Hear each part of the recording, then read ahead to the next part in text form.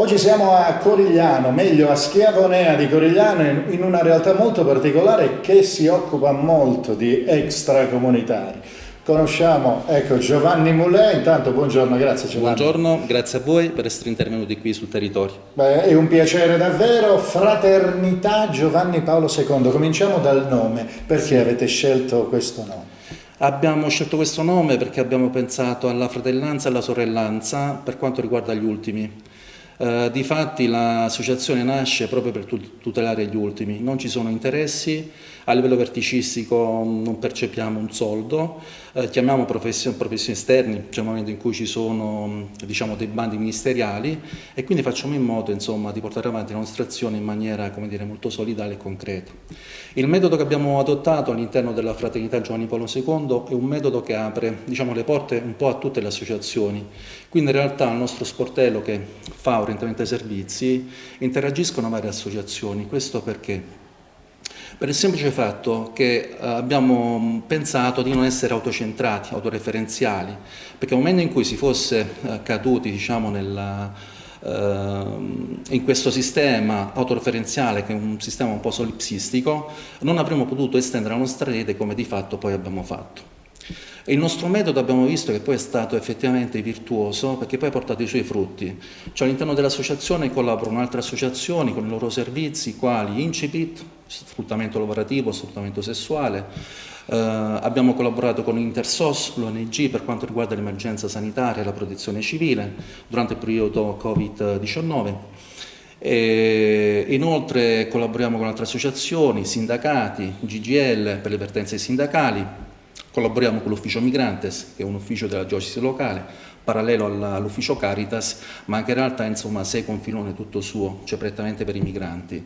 Tra l'altro qui in sede abbiamo anche una mostra allestita proprio per quanto riguarda la campagna di sensibilizzazione che portiamo avanti nelle scuole, perché poi che cosa facciamo? Facciamo campagne di sensibilizzazione dove ci sono gli adolescenti, in modo che poi possano avere dei modelli etici di riferimento e capire che in realtà non bisogna avere paura dello straniero che invade il territorio, ma succede che poi siamo noi a sfruttarli.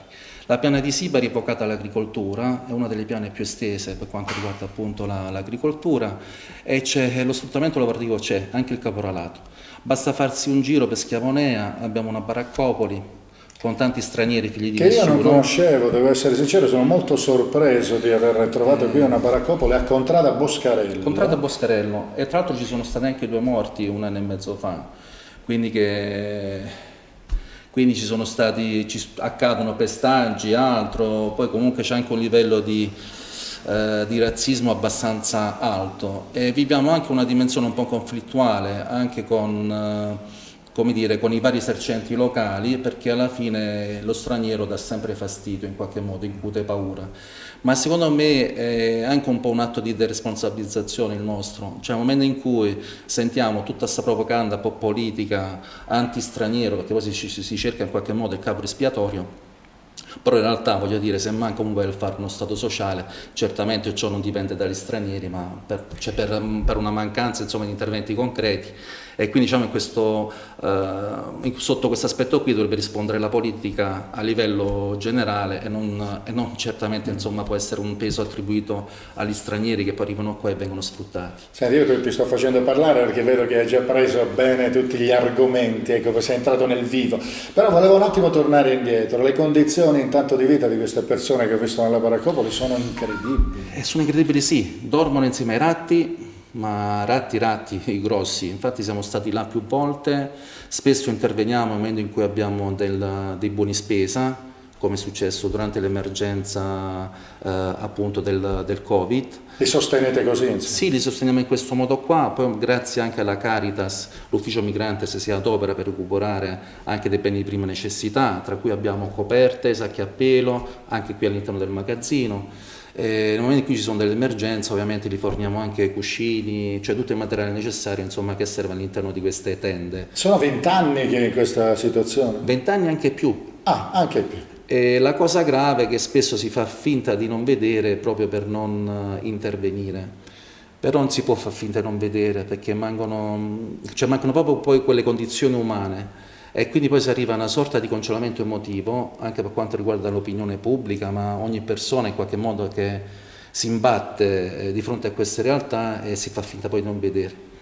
Senti, io poco fa ho visto qui delle persone che venivano qui, credo, anche per i buoni spesa. Noi naturalmente non mostreremo i visi di queste persone, No. però ecco, questo è un altro modo proprio per diventare punto di riferimento sul territorio. Voi lo siete. Sì, ma è successa una cosa strana, cioè nel momento in cui abbiamo adottato questo metodo, diciamo, a porte aperte per quanto riguarda la rete sociale, quindi abbiamo evitato l'autoreferenzialità, sono stati gli altri che poi si sono affacciati a noi. È successo che alcuni consiglieri comunali, altre associazioni esterne ci hanno contattato proprio per distribuire questi buoni. Quindi, Quanta gente riuscite ad assistere? allora, la gente riusciamo a assistere è tanta, ma perché funziona il metodo, cioè nel momento in cui c'è una compresenza di più associazioni, ogni associazione si occupa di determinati servizi, riusciamo a rispondere a un ventaglio, come dire, di domande e quindi in qualche modo riusciamo a dare risposte concrete al territorio. Può essere l'alloggio abitativo, emergenza, ragazze madri, ragazze abusate, ragazze maltrattate, cioè siamo collegati insomma con tante associazioni, Senti, centri antiviolenza e altro insomma. al di là del fatto che ho capito che insomma, su alcuni argomenti magari le istituzioni sono sorde, però mi sembra di capire che voi però con le istituzioni lavoriate abbastanza bene. Sì, diciamo che adesso si stanno aprendo delle porte, perché anche gli assessori a livello locale si sono resi conto che gli interventi devono essere attuati, cioè non si può far finta di niente. Ci è capitato di assistere anche a una sorta proprio di immigrazione vera e propria, di pullman, di immigrati che sono stati portati qua a Corigliano Paese e poi sono spariti, cioè, già erano collocati presso poteri privati o presso persone e là dovevano andare a lavorare. Quindi a un certo punto... Cioè, il caporalato è stato velocissimo. Sì, velocissimo e funziona anche a livello, come dire, di rete interregionale, cioè c'è una rete molto fitta, cioè che parte magari da Reggio Calabria, arriva alla Mezza Terme e si stende fino alla Piana di Siberi e pure oltre. Beh, c'è stata una recente operazione della Guardia di Finanza proprio che ha diciamo, un po' dimostrato come ci siano questi legami anche con il Materano. Certo, anche perché poi il Materano, poi c'è il Metapontino, Alto Ionio, Basso Ionio, dalla raccolta delle fragole alla raccolta degli agrumi, ai piselli, alle pesche, insomma sono tanti i frutti e le verdure da raccogliere in zona, per cui voglio dire il lavoro non manca mai, però è quella manodopera che poi viene sfruttata appunto, è la manodopera di questo lavoro nero degli stranieri, cioè gente invisibile. Senti, chi viene in questo centro dove siamo adesso noi, ecco, quali servizi voi erogate per queste persone? Allora, assistenza legale, vertenze sindacali, nel momento in cui ci arriva una segnalazione, sfruttamento lavorativo, sfruttamento sessuale, indirizziamo il tutto a un'associazione che opera qui a livello locale, che è Incipit, progetto Incipit a livello regionale, che fa capo comunque a un'altra associazione, non faccio nomi per una questione di, di sensibilità insomma, dei dati, quindi dati sensibili.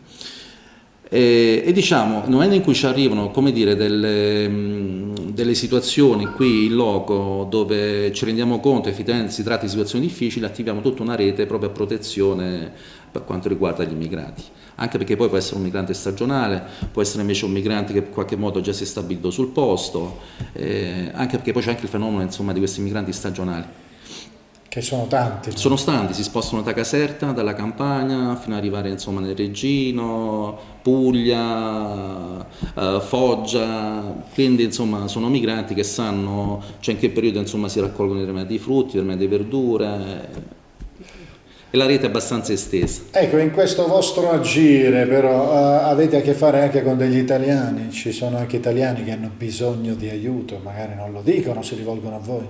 Non lo dicono e si rivolgono a noi. Nel periodo del coronavirus ci sono stati anche professionisti, ma per dire avvocati che non potevano fare una causa perché c'era il blocco di tutto, che tramite come dire, vie indirette, quindi in maniera indiretta, si sono rivolti a noi per degli aiuti.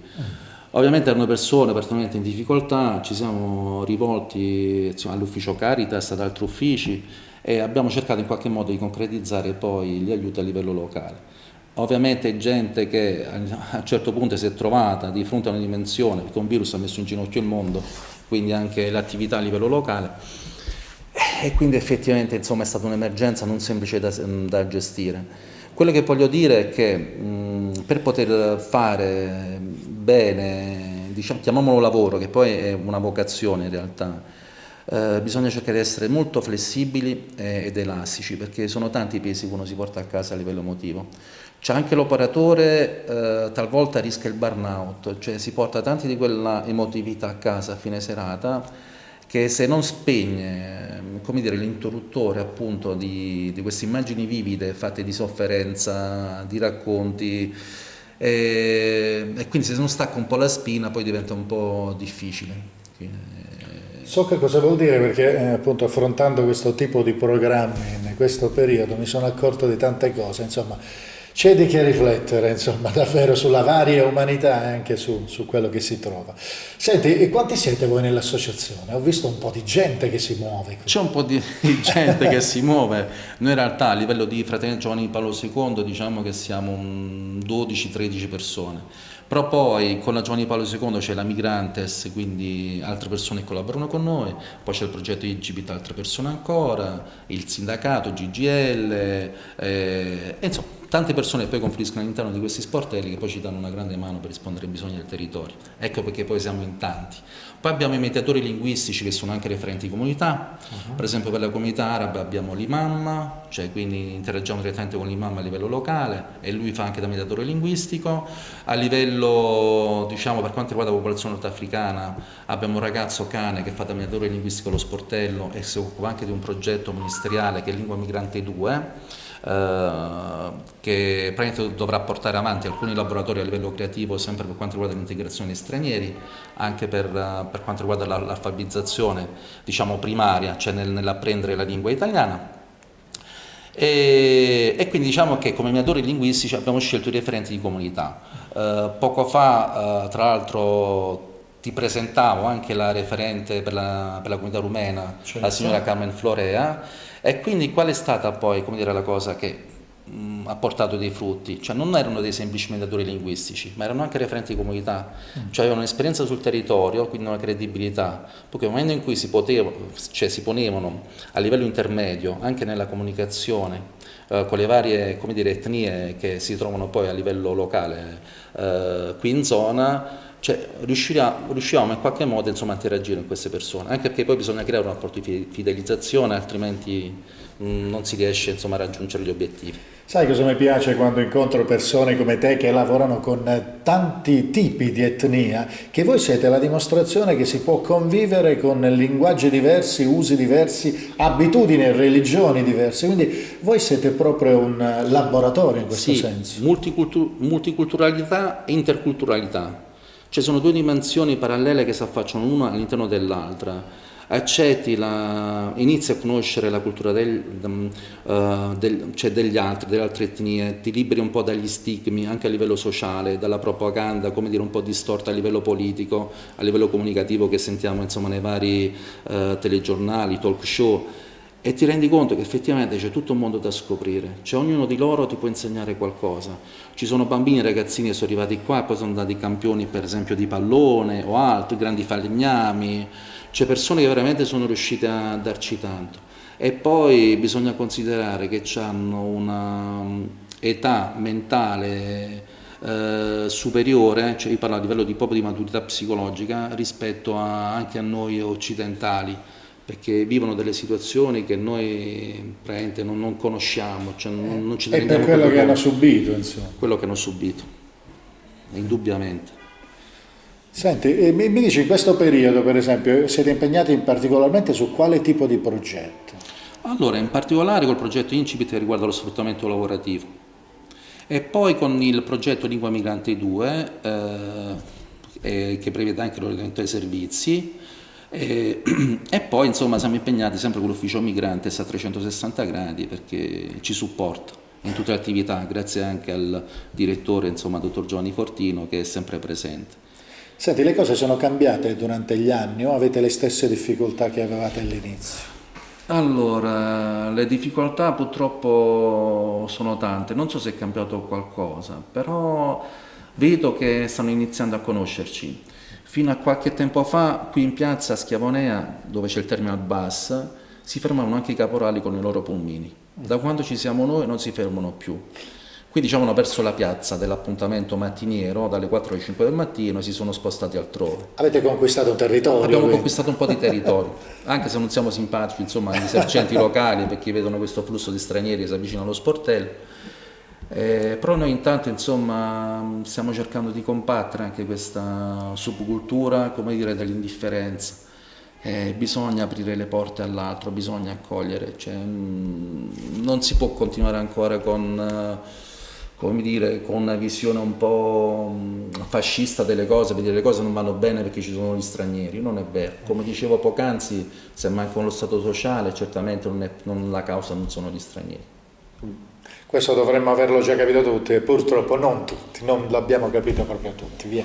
Senti, i vostri progetti per il futuro a questo punto, voi mi ha raccontato, fate davvero tante altre cose, ma che cos'altro potreste fare, non so, avendo più risorse magari o anche più persone che potrebbero avvicinarsi alla vostra associazione? Sì, no, più che altro intanto stiamo cercando di stabilire dei ponti con le istituzioni locali. Abbiamo avuto comunque dei tavoli, come dire, di incontro con l'ASL locale, nella figura del dottor Pata, e stiamo cercando in qualche modo di rendere più funzionali, grazie all'ASL, gli ambulatori per stranieri, che spesso, insomma, abbiamo anche un problema, cioè abbiamo tanti problemi a livello burocratico per quanto riguarda l'assistenza medica. Cioè basta una carta mancante o nel momento in cui si presentano come irregolari, cioè non vengono facilmente accettati dalle istituzioni. Quindi devi trovare il modo, insomma, per fare sì che queste persone si possano comunque curare, cioè non li possiamo lasciare morire in indifferenza. E quindi diciamo, stiamo cercando di stabilire dei ponti comunque con le istituzioni locali, quindi dei tavoli, insomma, di incontro dove si possa edificare come qualcosa di concreto, una nuova realtà proprio a favore, insomma, anche dell'integrazione. Beh, questa non è una cosa facile a quanto ho capito, No, no. è una cosa che vi impegna in continuo. Chi vi aiuta di più? La Chiesa per esempio vi avvicina a questo? Certo, la Chiesa ci è vicino, cioè la Caritas ci accompagna sempre, il Vescovo è presente, c'è ogni nostra attività, anzi spesso, insomma, si è battuto proprio per far valere anche un po', come dire, l'etica del territorio. Cioè, da pochi anni è stata aperta anche un'altra associazione qua, che è l'Associazione Libera contro le mafie. Sì.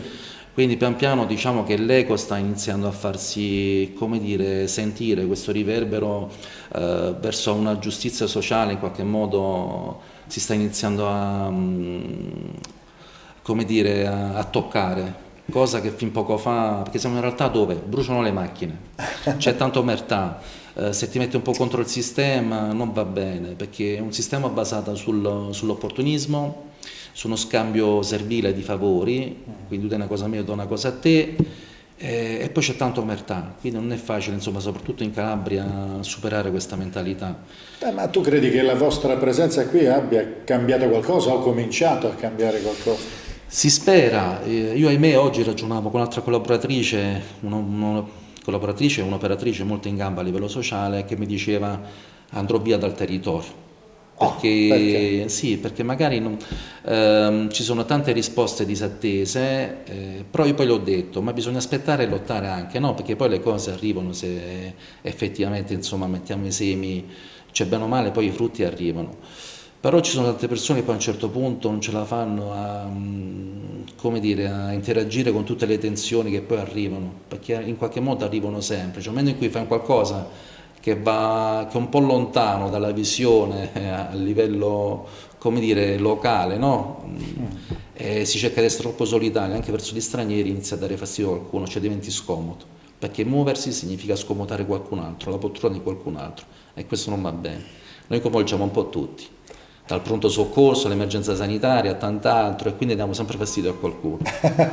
Senti, questo dare fastidio vi ha portato a dei conflitti veri? Non so, avete subito qualche avvertimento? Qualche ritorsione c'è stata, nel senso che ci siamo trovati l'immondizia di fronte al portone, una volta abbiamo trovato comunque il portone divelto, diciamo dispetti in questo senso, immondizia, spazzatura, barriere architettoniche, cioè le stesse macchine che alcuni esercenti hanno qui a livello locale li piazzano davanti al portone proprio per far entrare le persone. E quindi poi bisogna muoversi anche, diciamo, a livello legale, perché poi bisogna tutelare anche le persone che operano all'interno, insomma, dello sportello d'ascolto. Facciamo rendimento ai servizi, è giusto, insomma, che si possa esercitare anche questa, come dire, facoltà, questa vocazione. Senti, a livello finanziario, ecco, poi alla fine chi è che vi aiuta poi in sostanza? Allora, a livello finanziario siamo messi male, però abbiamo visto in qualche modo, cioè magari io che ho una lettura un po' cristiana delle cose, abbiamo visto che la Divina Provvidenza risponde. Cioè nel momento in cui abbiamo avuto bisogno di qualcosa, ci è arrivato. È successo 3 anni fa che c'era una salma, quindi un ragazzo di 26 anni che è morto, appunto nordafricano, ci hanno detto che cadendo in bagno, a noi la cosa un po' ci puzzava, comunque secondo noi la logica era un'altra, probabilmente non sappiamo se è caduto, come dire, accidentalmente durante il lavoro da qualche parte e poi l'hanno riportato a casa. Fatto sta che questa salma era stata recuperata da un'agenzia funebre che nel frattempo si era fatta dare dei soldi a nero, 3.000 euro, e che non voleva riportare la salma nel paese d'origine perché mancavano 1.500 euro all'appello. Siamo dovuti intervenire come ufficio migrantes, abbiamo cercato di capire anche questa rete, diciamo, di questa agenzia funebre anche con l'ospedale di Cosenza. Ci sembrava strano che fosse arrivato cioè la salma direttamente a questa agenzia funebre, quindi si capisce c'è sempre un sistema anche un po' strano, no? Di telefonate per avvantaggiare qualcuno. E la cosa, diciamo, un po' non ci è piaciuta, però poi grazie all'ufficio migranti siamo riusciti a risolvere, ci siamo vestiti di ufficialità, abbiamo chiamato anche l'agenzia, insomma, funebre che aveva la salma e siamo riusciti poi a rimpatriare il ragazzo, insomma, presso i propri cari. Quindi dovete occuparvi anche di questo tipo di problemi. Ecco perché dicevo, poi scomodiamo le persone, ci diamo fastidio. Ci occupiamo di sfruttamento lavorativo e tant'altro, diamo fastidio. Beh, è un grosso lavoro che fate, una cosa straordinaria. Senti, cosa ti auguri per te, per i tuoi colleghi, per la tua associazione? Allora, io mi auguro che cambi un po' la mentalità a livello locale, anche per quanto riguarda i falsi braccianti agricoli, perché poi si tutelano in qualche modo gli italiani, diciamo anche i bianchi, e non lo straniero. Quindi si danno, come dire, questi contributi previdenziali a chi poi in realtà poi non lavora, e poi c'è questa manodopera a nero che fa il lavoro sporco a posto, insomma, dei locali. E non va bene. Io mi auguro che ci sia un cambiamento a livello mentale, a livello locale, come è successo un po' in Puglia, perché lì hanno iniziato un po' prima per quanto riguarda lo sfruttamento lavorativo, che possa portare veramente a dei risultati positivi sul territorio, cioè in maniera che ci sia più parità e giustizia sociale. Questo mi auguro. Buon lavoro Giovanni, sei stato straordinario. Grazie. In bocca al lupo. Grazie, viva il lupo.